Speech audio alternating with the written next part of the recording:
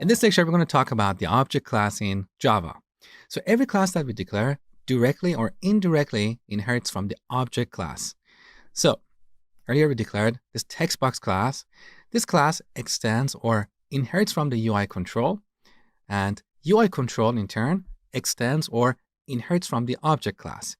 Now here we didn't explicitly type extends object. The Java compiler automatically adds this for us. That is the reason why every class that we declare has some additional methods. What are these? Let's take a look. First, I'm going to delete this code. Now back to the main class. Let's declare a variable, call it obj, and set it to a new instance of the object class. Look, this class is declared in the java.lang package, so it's available everywhere. Now let's look at the members of this object. So we have the getClass method, which returns a class object. And with this, we can read metadata about an object. For example, we can find all the fields and methods defined in that object.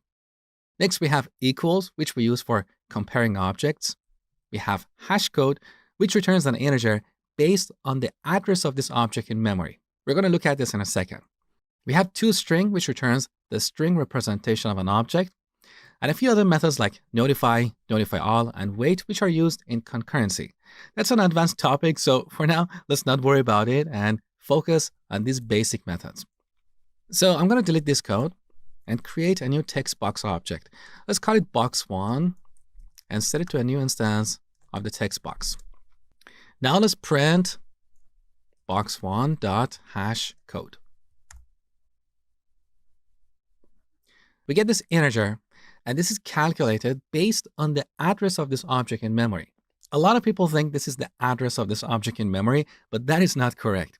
The address of this object goes through a special function called a hash function, and the job of this function is to get a value and map it to a numeric value, which we call a hash. So this is the hash code of this object. Now, why does this matter? This hash code is used in a lot of situations. One of them is comparing objects for equality. Let me show you. So I'm going to declare a second variable. Let's call it box2 and set it to box1. Now you know that both these variables are referencing the same object in memory, so they should have the same hash code. Let's take a look. I'm going to duplicate this line and also print the hash code of box2. As we can see, we get the same values. Now, earlier I mentioned the equals method. So with this method, we can check objects for equality. Now, if we pass box2 here, this method will return true because both these variables are referencing the same object and they have the same hash code. However, if I create a new text box here, now this method will return false because these two objects are in different locations in memory and they have different hash codes. Now, there are situations where we don't want to compare objects by their hash code. We want to compare them based on their content. For example, imagine we have a point class. A two-dimensional point has x and y coordinates. Now, if we have 2 point objects and both these point objects have the exact same coordinates, technically they're equal, right? So in that case, we don't want to compare 2 point objects based on their hash code. We want to compare them based on their content. This is one of those situations where we can change the implementation of the equals method. So instead of comparing objects by their hash code, we can compare them using the values stored in their fields. We'll look at that later in this section. Now finally, let's look at the toString method. This method will return the string representation of an object, which has 2 parts.